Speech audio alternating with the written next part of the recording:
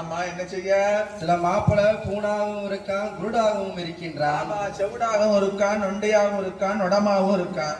ஒவ்வொரு திசைக்கும் செல்கின்ற வேளையிலும் சரி, ஒரு கடாரம் பொன் பொருளும் கிரயமாகிவிட்டது. சரி ஐயா. உடனே மந்திரிமார்களும் ஆமா, கம்சனுடைய அரண்மனைக்கு வருகிறார்கள். ஆமா ஐயா கம்சா, ஐயா, நாங்கள் இருக்கும் திசைக்கெல்லாம் சென்றோம். ஆமா, நாங்க போகாத திசைகள்லாம் கிடையாது, இருக்கும் திசைக்கெல்லாம் சென்றோம். சரி. தேவியால் அழகை போல எங்கேயுமே நான் மாப்பிளையை பார்க்க முடியவில்லை. ஆமா, மாப்பிள்ளை கிடைக்கவில்லை.